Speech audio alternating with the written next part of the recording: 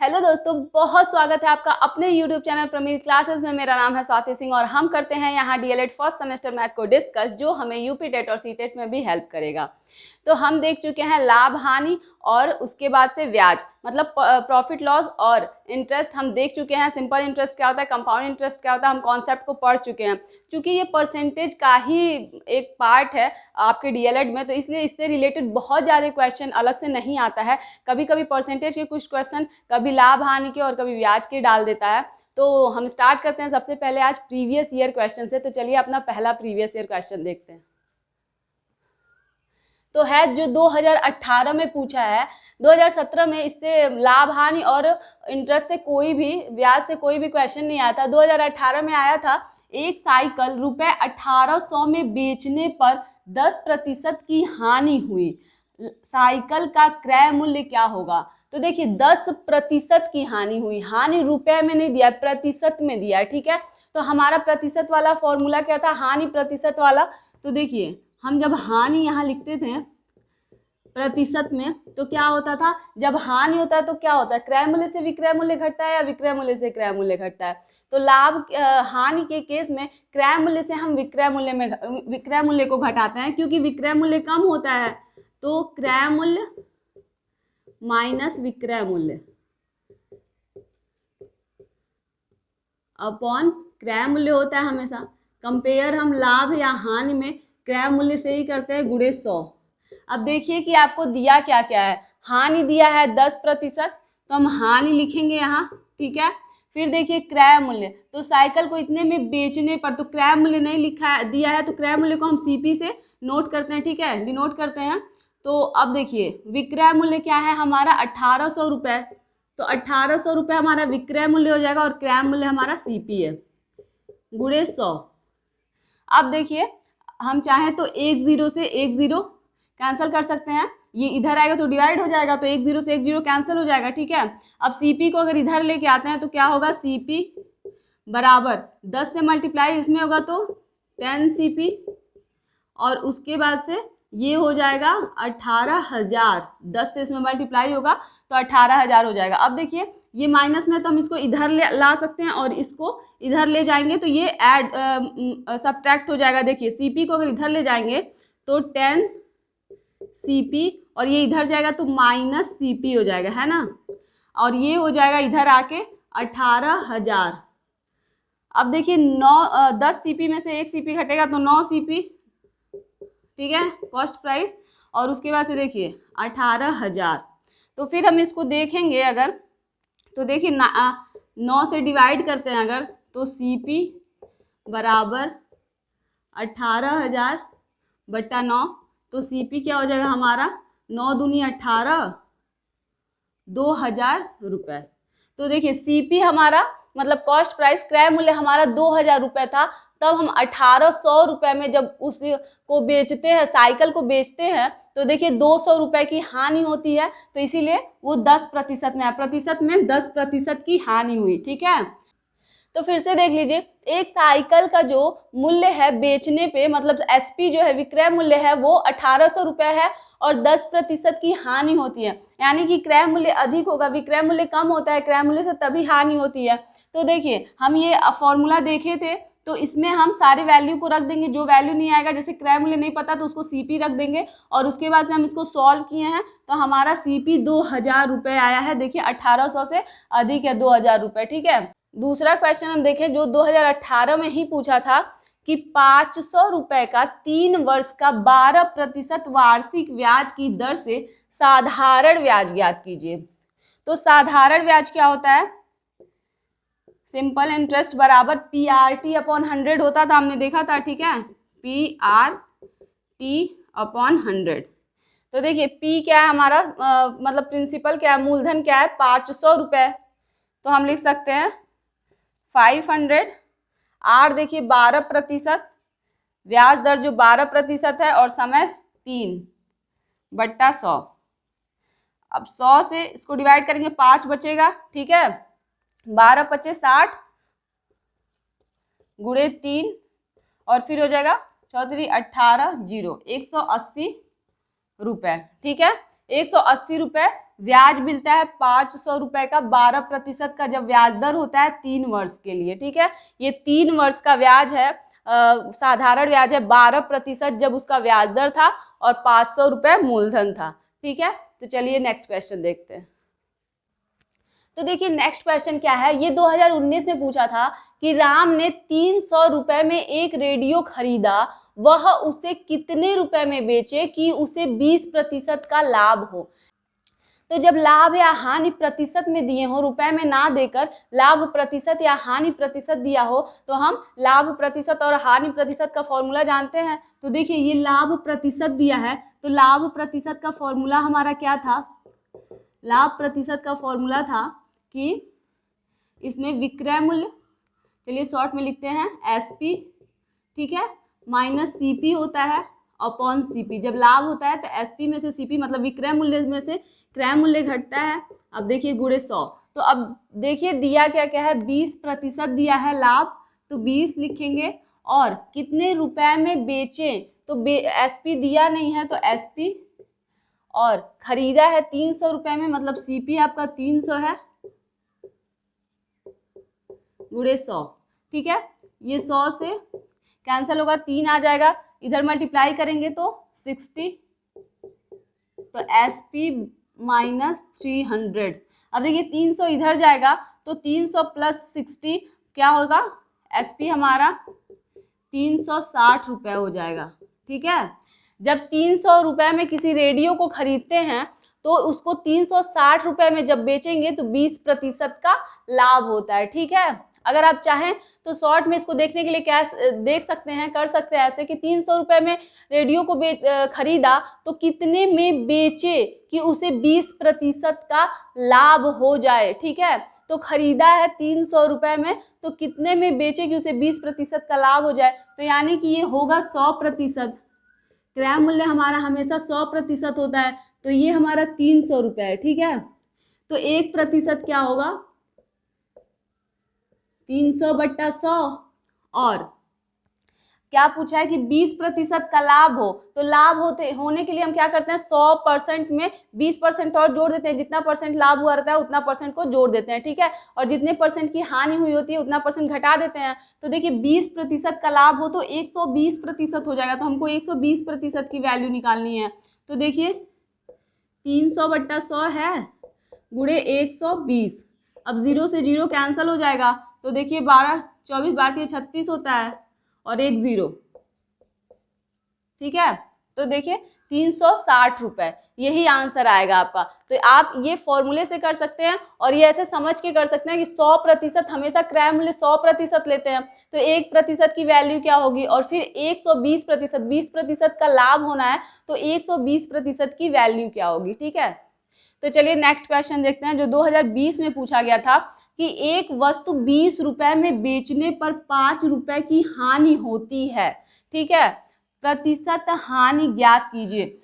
तो देखिए हम देख सकते हैं कि हमारा एसपी क्या है, 20 रुपए है ना, और हमको हानि हो रही है, लॉस हो रहा है हमारा 5 रुपए,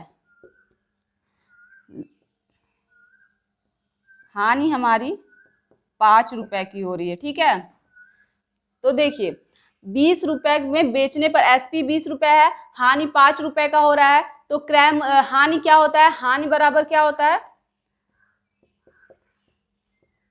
हानि बराबर क्रय मूल्य माइनस विक्रय मूल्य होता था। ठीक है, जब हानि होता है तो हम क्रय मूल्य में से विक्रय मूल्य घटाते थे।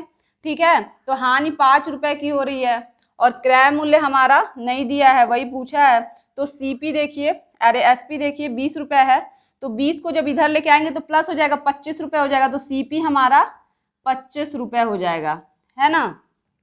तो देखिए सीपी हमारा 25 रुपए है, लॉस 5 था और 20 रुपीज हमारा क्या था, एसपी था। तो देखिए ये फॉर्मूला था, जब हानि होती है तो क्रय मूल्य में से विक्रय मूल्य घटाया जाता है, तो ऐसे करके हमारा सीपी आ गया, मतलब क्रय मूल्य आ गया। तो देखिए पूछा क्या है कि 5 रुपए की हानि होती है तो प्रतिशत हानि कितनी होगी, तो प्रतिशत हानि का फॉर्मूला क्या होता है, प्रतिशत हानि जो है वो फिर इसको ही हम लिखते हैं सीपी माइनस SP मतलब क्रय मूल्य माइनस विक्रय मूल्य बटा क्रय मूल्य गुणे 100। ठीक है, तो हमें हानि प्रतिशत पूछा है, तो CP हमारा क्या निकला है 25 रुपये और SP था हमारा 20 रुपये और फिर CP है 25 रुपये गुणे 100।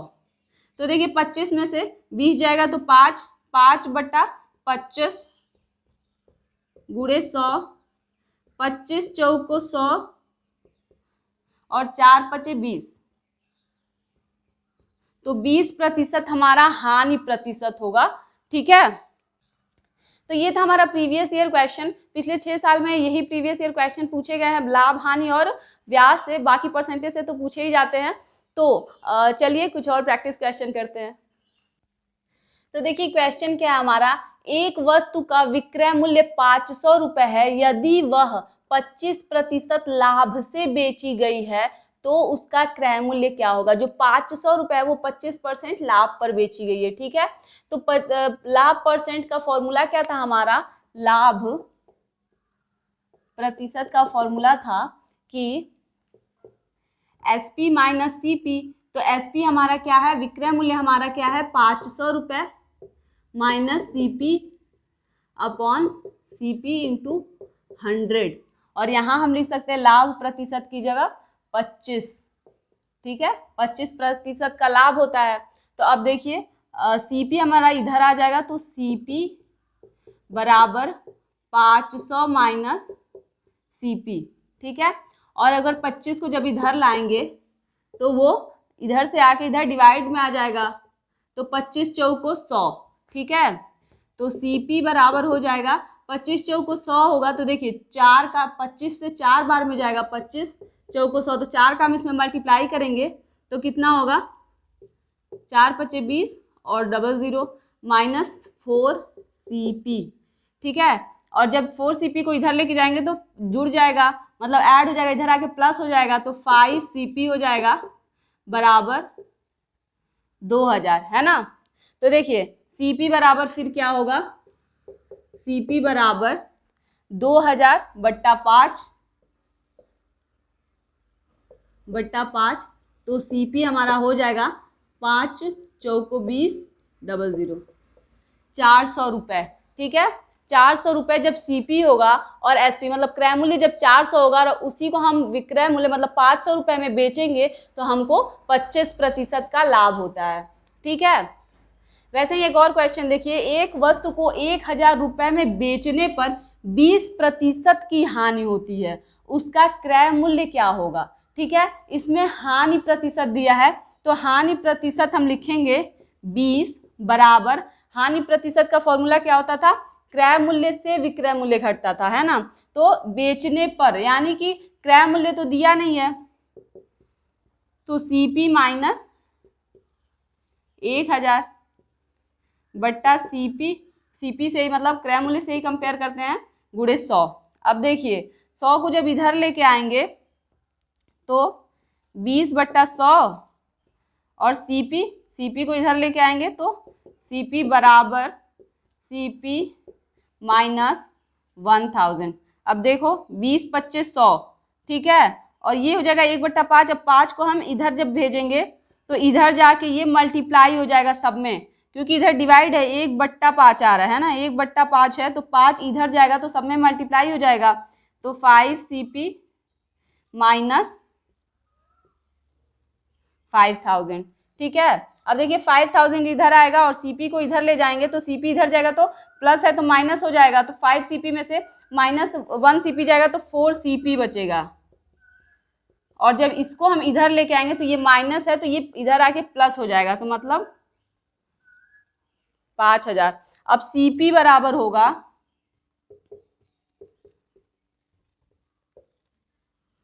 5000, और देखिए 4 इधर मल्टीप्लाई हो रहा है तो इधर आके डिवाइड हो जाएगा, तो 5000 बट्टा 4, तो 4 एकम 4, है ना, 1 हासिल बचा, 4 दूनी 8, 2 हासिल बचा, 4 पच्चे 20 0, तो CP हमारा हो जाएगा 1250 रुपये।